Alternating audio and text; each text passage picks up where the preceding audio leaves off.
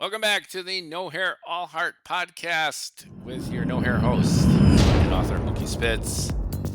We are on reading 32 of Jonnie Fazoolie and the Transfinite Reality Engine, corresponding to page 200 of the paperback first edition. We are sighing on the dotted line. Peace attained, more like a tolerable rapprochement. The unlikely duo get back to the interview that rapidly got off the rails and now seems more like a runaway train, at least doing less damage. The prof stares out the window, rocks back and forth, mumbling in an incoherent monotone. Jonnie spins the overflowing Richard Nixon ashtray, rubs his hands together, and sits back. Fazoolie's feet are back on his desk, his unlit cigar popped back into his smug kisser. The fake CEO now thinking about lunch and a nap. When can you start? He asks as the smoke clears. Where will my lab be built? Asked Casey, wheezing less. What lab? The lab I'll need to build the machine. Aha! Exclaims Jonnie. So you do think we can build it? Maybe, insists the prof. That's a yes in my book, baby. My book, baby. I repeat myself when under stress, mocks Jonnie. I repeat. Einstein was wrong about the quantum mechanics, says Casey to the chair, but models were limited. Perhaps he was right about particles being a condition of space-time. Who knows? Congratulations, says Jonnie, not listening to a word the professor is saying, instead busy ordering a Euro sandwich with raw onions and extra tzatziki sauce with fries from his phone. Where will my lab be built? What lab? Dr. Amaranth Floyd stares with fists clenching, mouth tensing, body straightening, almost making eye contact with Fazoolie this time and meaning it. Jonnie Fazoolie notices he needs to chill. Okay, let's start here in my office, suggests Jonnie, tuning in long enough to tune right back out again. See what happens until the big bucks roll in. My showroom is right next door. This office is too small. We'll make it work. Do you have equipment? That's another personal question. I'll need more power, snaps Casey, not having it this time. I'm only 60 days past due. Past due on what? My utility bill. You're serious? Every damn day.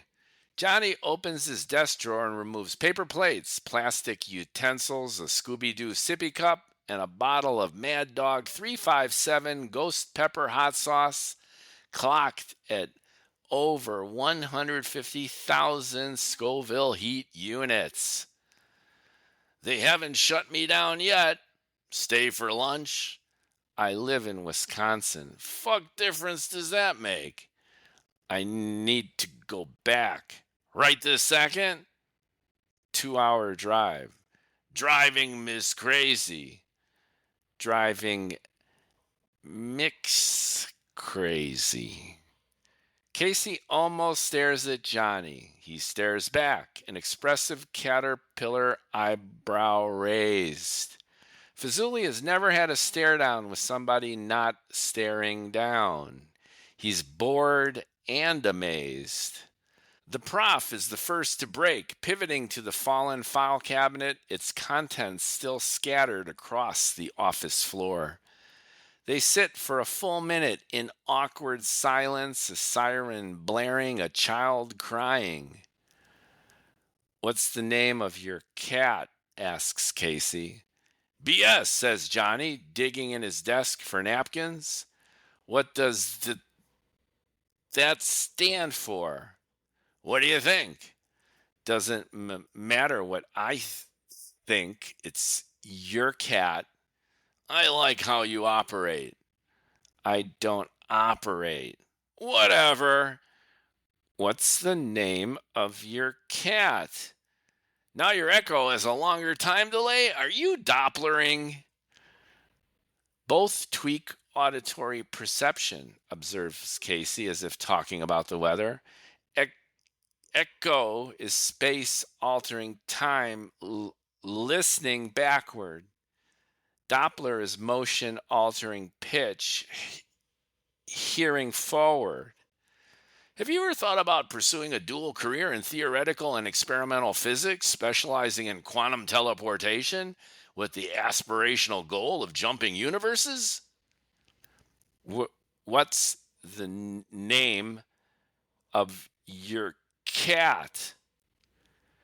Jonnie realizes he's again one step short of another serious arse whooping.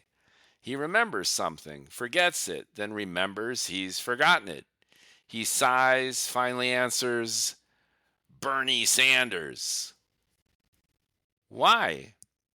I hate commies, he explains, tapping his phone and completing his order, making sure not to tip at the end.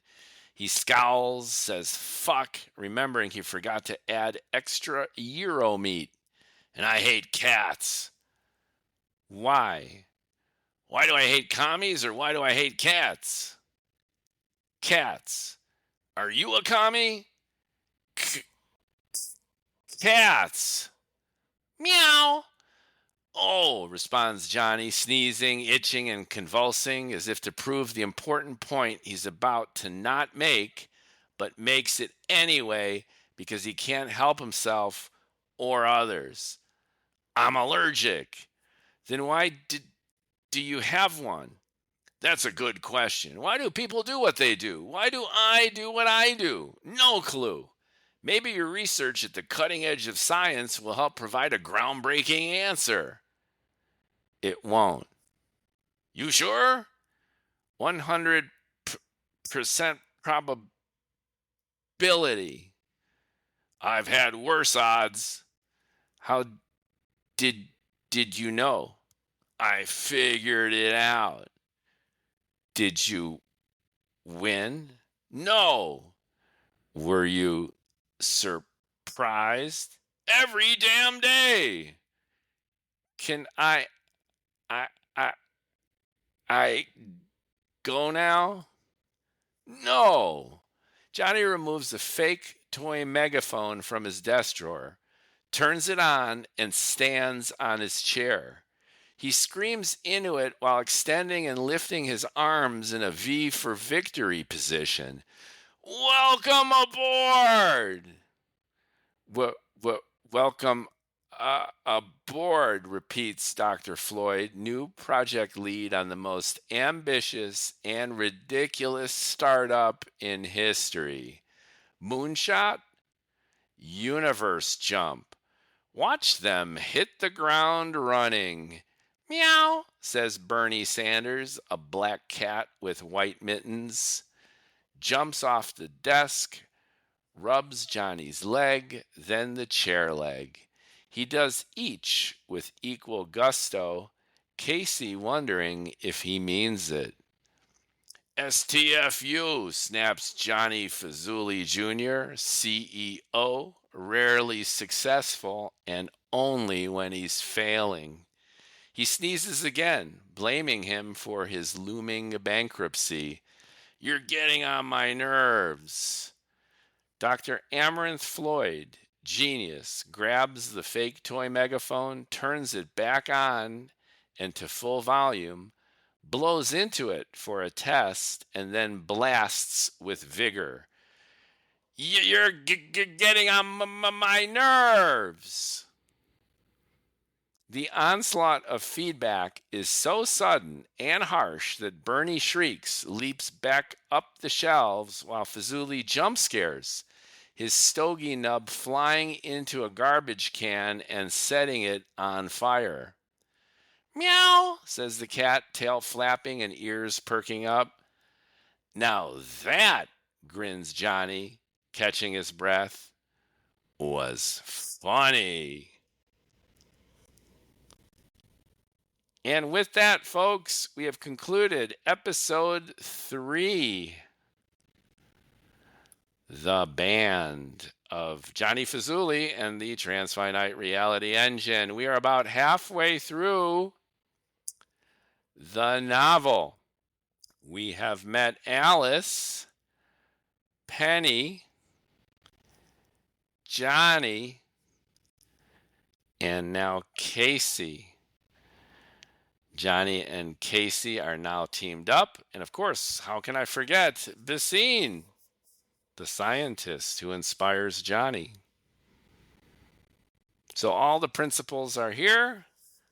The plot is set in motion. And now we'll find out if Jonnie will actually be able to sell this thing in, if Casey can build the thing, if Penny gets her way to upstage Jonnie while Jonnie tries to upstage Penny, and whatever happened to that German scientist, and what exactly is going on with Alice. Inquiring minds, readers, and listeners want to know. Next up, episode 4, The Brand, and we'll hit the ground running. Thanks again for listening.